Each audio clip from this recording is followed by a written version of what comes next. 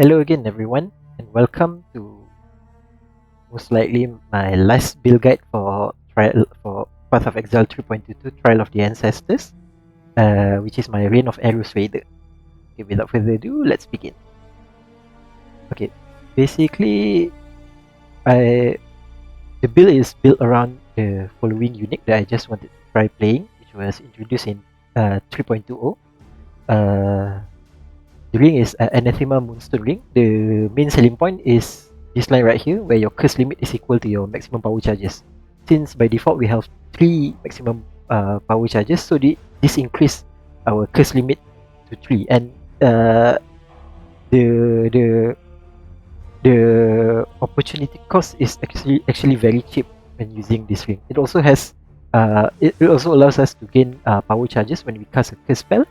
And I comboed this ring right here with Ascendancy Mark.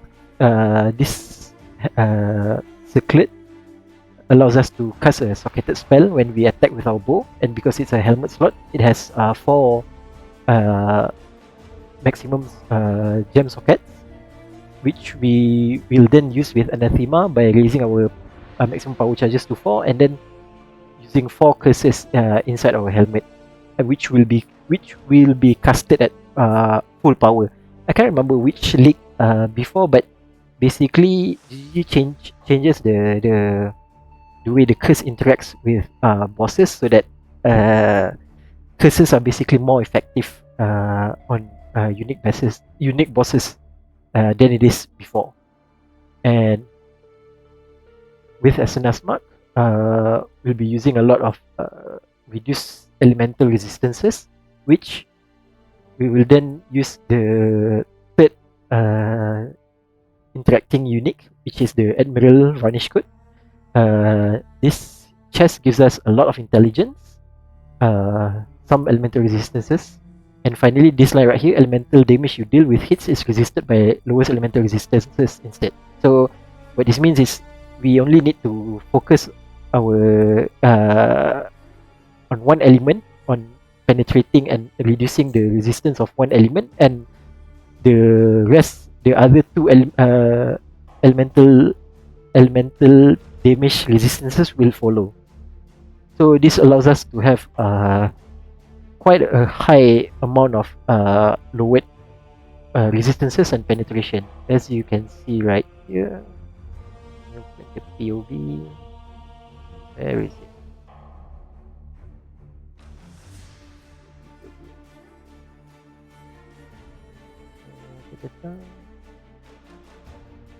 Let's say for example here, lightning for lightning damage, the enemy will have minus 46 resistances and minus 41 penetration, equivalent to minus 87, and this is the same for all elemental resistances. As you can see, this is on Pinnacle Bosses setting, and with all of that 3 uniques interacting together, finally we'll combine it to use our main skill, which is Rain of Arrows, and on a tri-elemental bow attack build. So basically, the good thing about Rain of Arrows is that it's basically a mechanically complete skill. It has enough area of effect, multi-hit, lots of multi-hitting component, because one arrows can hit an enemy multiple times.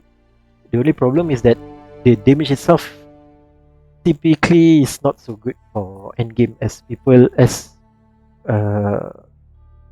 with extremely heavy investment, something like a tornado shot would fare much better. But I just like playing Rain of Arrows much better than tornado shot, because you don't have to aim at any specific enemy and just and it works well with point blank keystone. So yeah, that's about it. Okay, first up, we'll go into the pros and cons of the build, and as usual, I'm just going to go through my note section in my POB, because I'm as always, I put everything I'm going to cover inside the video inside the note section of the build, for those who prefer to read a guide rather than watch a video. Okay. And first up, Rain of Arrows have excellent clearing speed, especially when because we're using Herald of Ice Explosion.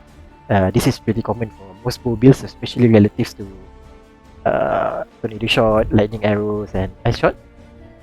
It has a very chill playstyle compared to the previously mentioned skills, because we don't have to aim in any specific way except our curses. We need to aim our curses in the general direction. The AoE itself is pretty huge, so just aim in a general direction and just hit your rain of arrows. It has decent enough DPS for endgame, because as shown in the gameplay portion, the early part of the video, I managed to do well most of the endgame bosses except Ubers.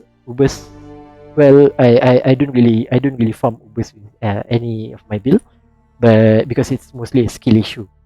Decently tanky because we have max spell suppression. We're using Iron Reflex, and also we're using full strength enfeeble on enemies, so we can tank quite a lot of spell casted by the enemies. It's also cheap to start in gear because we're using very niche uniques, and as you can see here, most of my uniques are have corrupted implicits because of how cheap it is. And the cons, it's quite unique dependent, so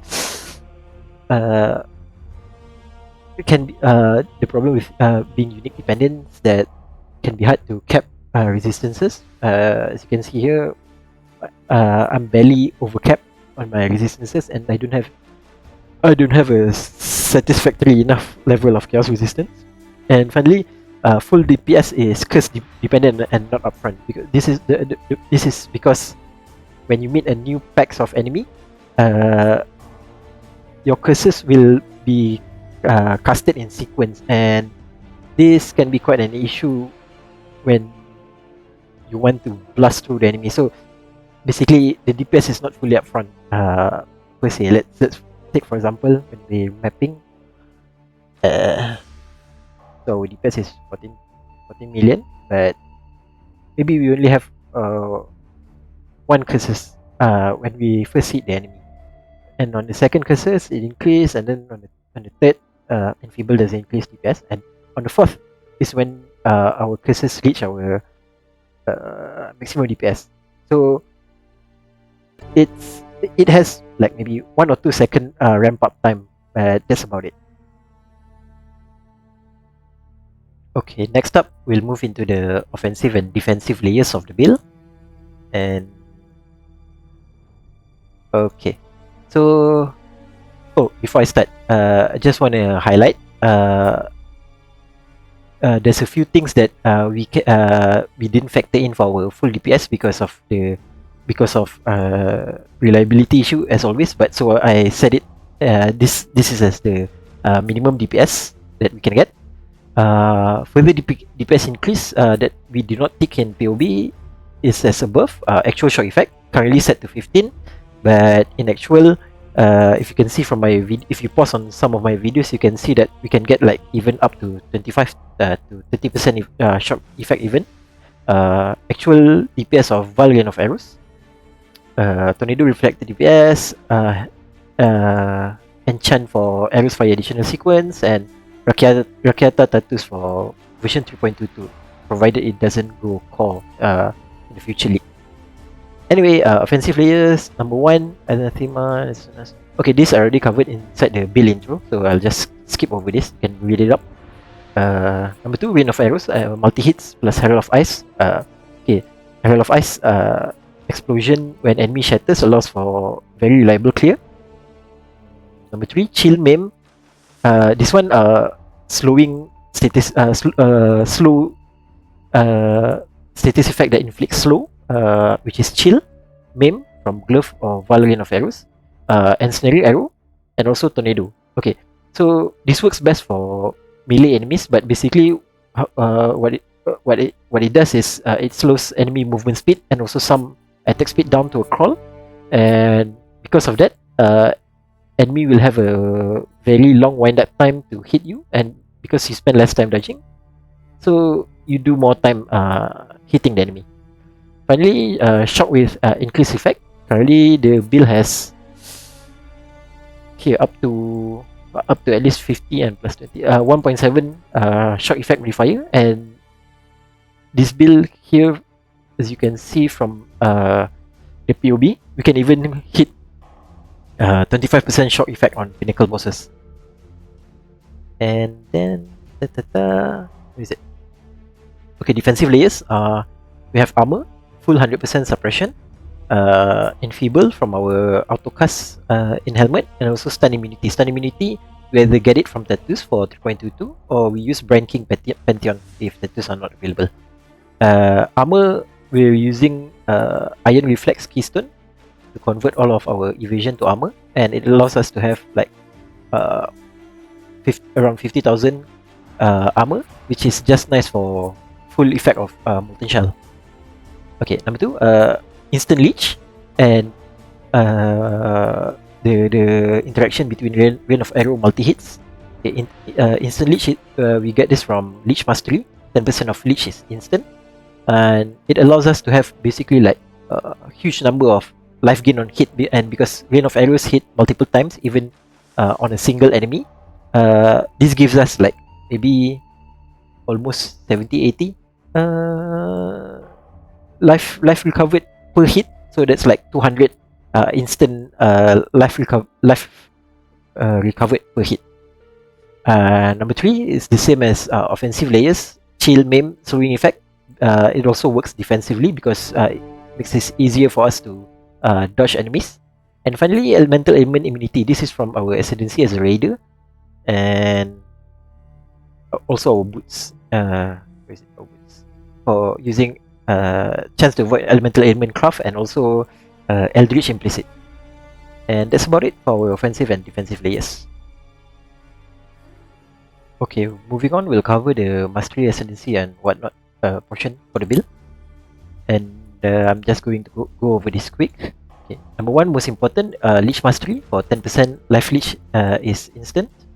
Okay, aim for this ASAP. So when you start leveling this build, just almost shoot straight up and maybe take ballistics and shoot straight to Leech Mastery right here. It solves most of your mana issue straight away also. Life Mastery for increased life if chest has no life modifier. Critical Mastery, effect of ailments. Mana Mastery for reservation efficiency.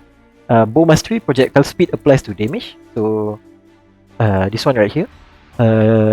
You should only take that when your equipment goals have projectile speeds roll. So it converts that to an actually beneficial stats for our DPS, which makes it easier for gearing.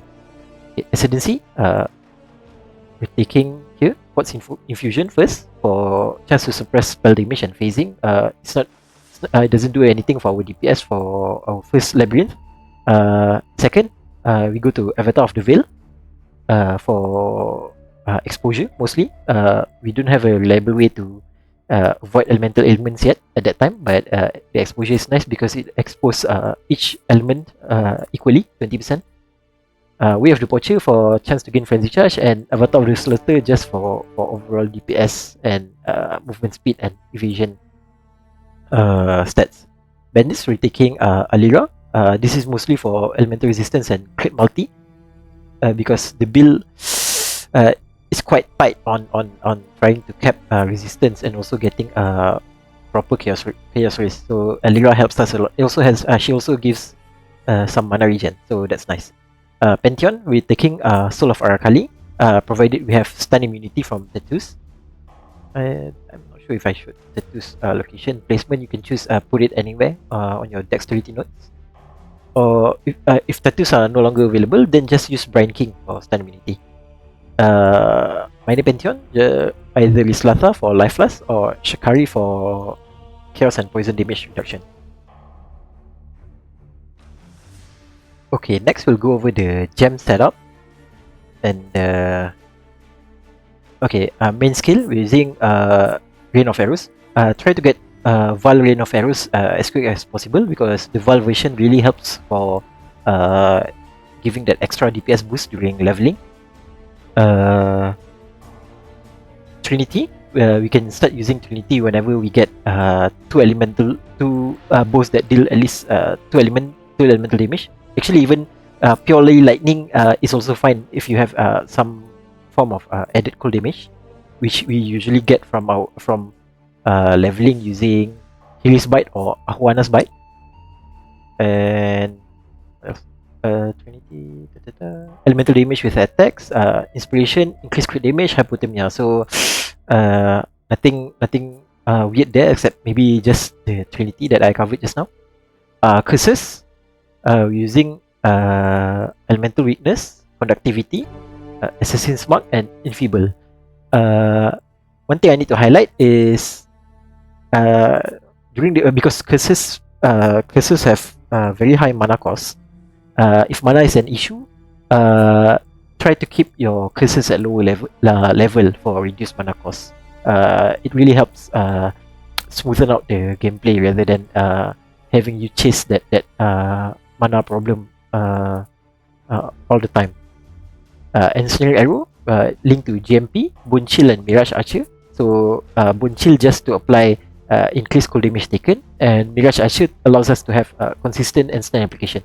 Ensnaring Arrow has two components inside it. One, it increases projectile damage from attack hits, and number two, it applies less movement speed to enemies. The increased projectile damage portion applies with one stack, but the movement speed effect can be applied up to 3 times. So next, dash, using dash and second wind, just a standard dash setup. Cast when damage taken, we're using Molten Shell because we converted once we converted our evasion into armor. Tornado, this is free DPS for projectile skill like ours, because we don't have to aim our arrows to hit the tornado generated. And also Purifying Flame Divergent, because I just like having automated consecrated ground generation. Also Divergent also increase the damage taken to enemies. Also just use Blood Rage during early game before you get the third Ascendancy for Way of the Poacher, to have a consistent Frenzy Charge generation. Aura, we're using Wrath, Grace, Herald of Ice, and Enlighten. Okay, and also Precision from our amulet, unique amulet, Hero's Truth. Just to note, you might have mana issue before activating Precision, so leave that thing for last. And also you need Enlighten level 3 anyway, so maybe it will take some time during leveling. And that's about it. Okay, finally we reached the last section of the build guide, which is gears. I'm just gonna go through my character here in PoE Ninja. Okay, first up, weapon. So weapon, we're just using a tri-elemental bow.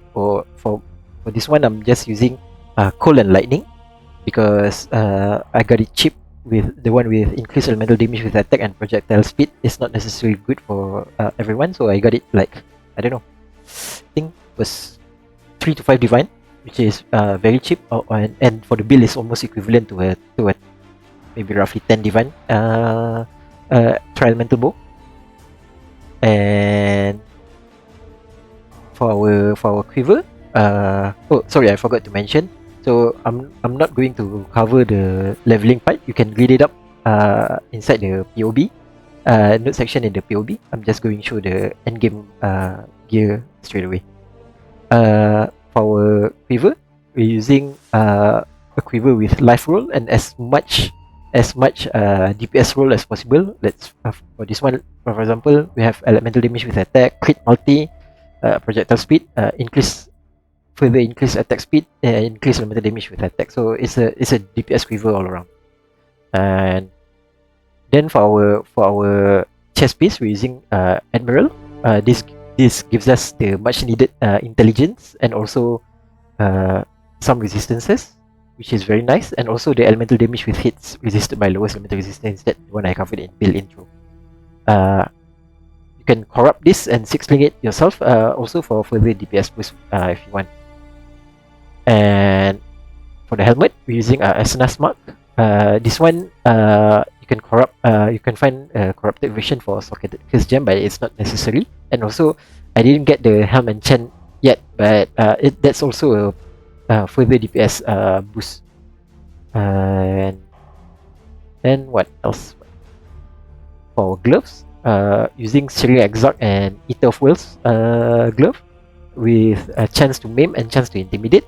And the rest is just life resistances and as much attack speed as life resistances and some damage. And for boots, also just a normal boots, life resistances, movement speed, and also an open suffix to craft a chance to avoid elemental element. And then the Serial Exarch and Eater implicit for chance to avoid elemental element and increase action speed. Best boots and chance is at cold damage been hit recently, because we're using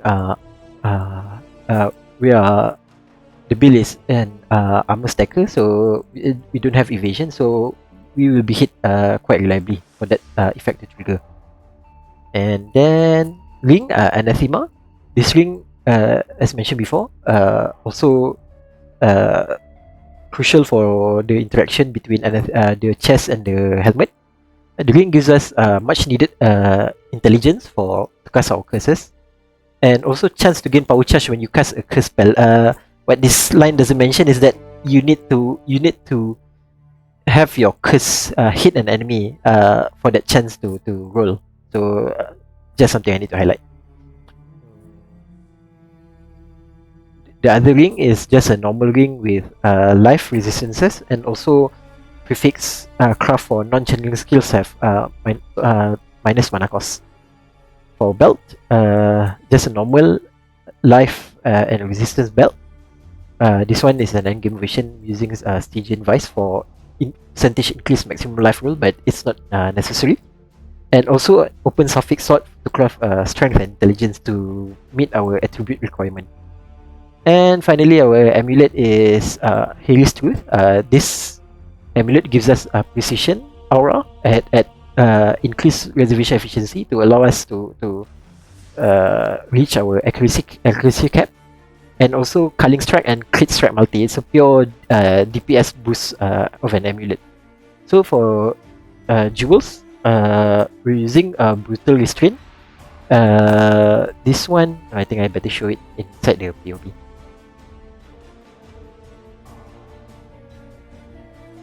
Okay, so brutal restraint with chance to gain alchemist genius for flash effect and flash charges gain, and also as much damage as possible.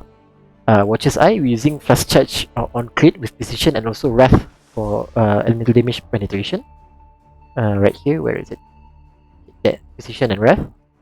And also jewel with this one is important, jewel with percentage life and mana reservation efficiency. This one is quite important, and also reduce curse effect. And finally, abyss jewel with as much life and flat elemental added damage as possible. For flask, we're using bleed life flask and jade flask, silver flask, and steep knight flask. The last one is flexible. You can use diamond flask or bottle faith for endgame. And for the suffixes, we're using curse effect, reduce curse effect, increase evasion, and increase attack speed.